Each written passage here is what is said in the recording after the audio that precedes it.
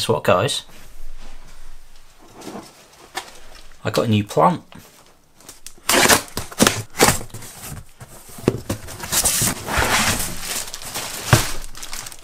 And I got a new bag as well.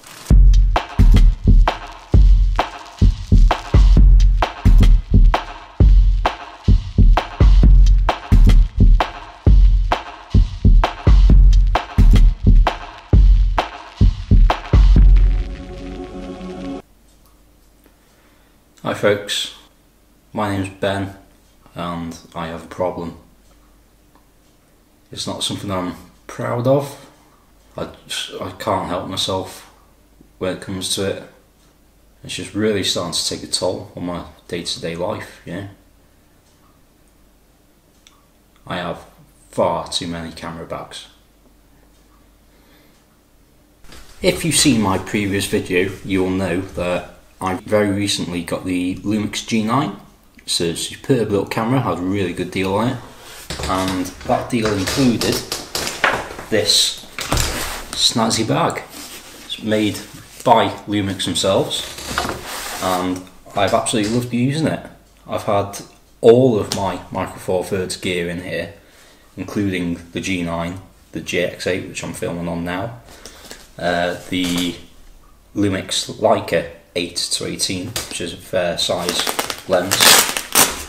I've got the kit lens 12-60, I've got 20mm pancake lens, and also the 42.5mm Lumix 1.7 lens as well. I've easily had all of that, plus the battery grip for the G9, plus little mini tripods, audio setups, power banks, cleaning cloths, L brackets, all sorts of different accessories, with spare batteries and charging cables. Everything is sat in this bag really easily, and I've absolutely loved using it. It's really nice quality, fit loads of stuff in it, and it's really comfortable to use as well, and I've been really impressed with it. I have a bit of a history with camera bags, I'm gonna admit. This is my first ever camera bag. Just a little Nikon generic sort of shoulder bag. It nicely fit my first camera, which was the D3300, along with the kit lens and maybe one extra lens with your spare battery and whatnot, and that did me fine until I wanted another lens. So after that I did get a pretty cheap one online, like non-branded, and it lasted about 3 months before it fell apart. But after that I got this guy. This is the Manfrotto travel backpack, something or other. Decent bag. This is what I mainly just use as my day-to-day work bag now. It's designed with this tripod pocket on the side to fit the Manfrotto B3 tripod, travel tripod. I've since upgraded the feet on it so it doesn't quite fit anymore, but this side pouch is ideal for me because I just put 2 litres of coffee in there instead. On the inside you've got a top, just storage area. You put your any food or jacket, hat, whatever. I've just got charging cables, cleaning cloths in there, and then in the bottom you've got your designated sections for any camera gear. And that did me pretty well for quite a while. Oh, as well as your laptop pocket at the back there. And yeah, still use it day to day. It's a good quality bag, it's well made, but it wasn't ideal for what I needed in terms of a camera bag, so I moved on. I did pick up off a member of my camera club for £10 this Lowepro Mini Trekker AW. It's a fairly old bag. I know the fellow I bought it off used it for quite a while, but I really like the idea of it opening flat. I've not used this in quite a while, but I did use it for a little bit. It's got really nice, good sturdy padding in there. Obviously you can arrange it to your needs. And with all of Lowepro's AW all-weather range, you get the rain sleeve in the bottom. And yeah, it's a decent little bag, but I still wanted more. Now for the fancier side of things, when I'm doing weddings and like parties, that sort of stuff, I did have a fair bit of credit with London Camera Exchange. I found second hand on the website this Billingham. I think it's a 335. So it's a sort of medium-sized bag. I love it, really, to be honest with you. But it's only very rarely that I actually use it. I love the style. There's quite a bit of space in there. I believe Billingham actually originally made fishing tackle bags, but so many photographers loved using them that they actually moved into making specific camera bags. Yeah, the padding inside is pretty great. You can also take this whole section out of the bag, so you can just have one big hold-all. When I had my smaller MacBook, I could slip that inside the back there. There's room for quite a few lenses, body and spare body as well, any flash guns or anything. And then just loads more space as well for all your gadgets, whether it be light meters or spare batteries, all that sort of jazz. And yeah, really good quality bag, really nicely made. It's not the most comfortable to carry around with you if you've got it full of gear, but again, it's a really good bag. And I think I actually only paid about £110 for that. No, sorry, I paid £90 for this one. So that's an absolute bargain. Dead happy with it.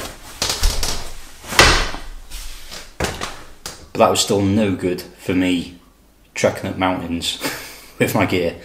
Obviously a backpack, much like a rucksack, that's what you want to aim for. You want to minimise the strain on your back and especially the shoulders. That one was just a shoulder strap and you're just going to be lugging down that one shoulder. So my main camera bag became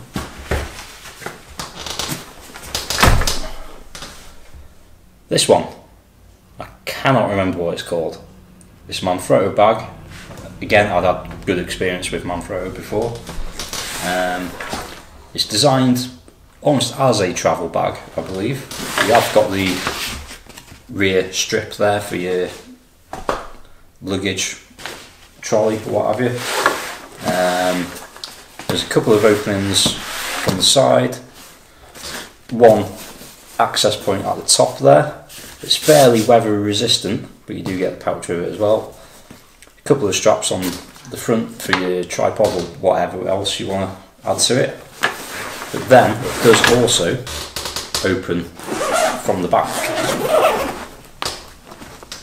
to reveal everything. You still have your laptop pocket at the top there. Got all these little like memory card holders and a bit of a mesh bit there. I've just got with like Allen keys, pen, business cards, that sort of thing. And then you're into the gear. This has served me so well for all my Nikon full frame stuff. So I've got the body usually sat in the top there. That's got the 85mm on at the moment. Got the 16-35 in there. It is a lot deeper than it looks as well actually. That is my Tamron telephoto lens. Then little 50mm couple of cleaning cloths. That's the waterproof pouch I was on about, little memory cards.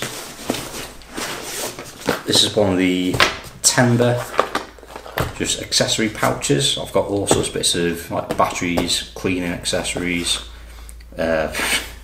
spare tripod plates, all sorts of stuff in there. And then filter pouch as well, that fits nicely in there. And the Tamron 24-70. So you can get a lot of stuff in there. The straps are fairly well padded, although after particularly long walks it can start to get a bit strainy on your shoulders and whatnot, especially if you're carrying all this stuff with you. Yeah, it's pretty decent. I've enjoyed using it. But then I switched to Micro Four Thirds.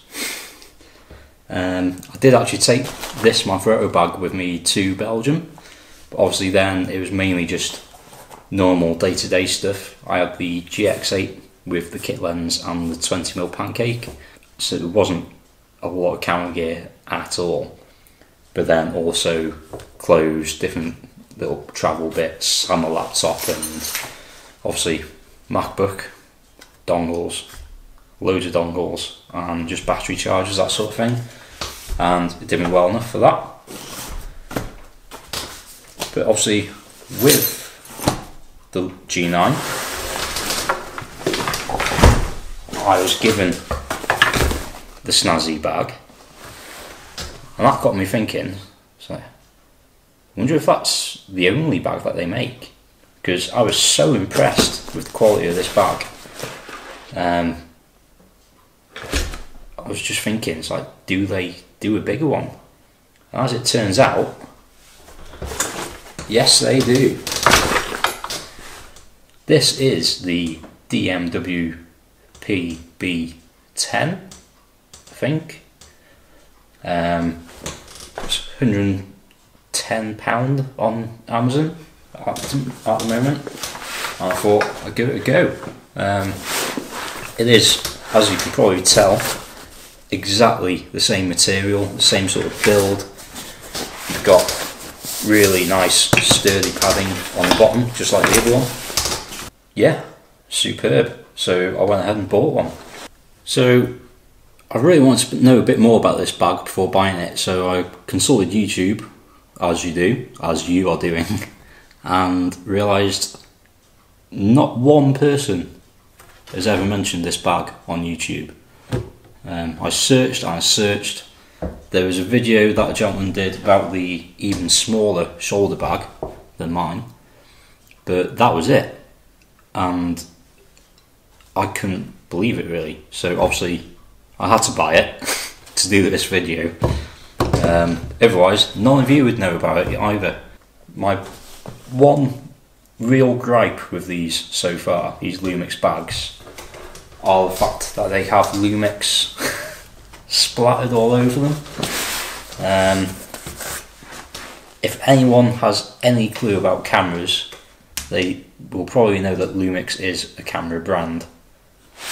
So if anyone a bit dodgy is eyeing up your bag, you know, they're going to think there's something important inside there.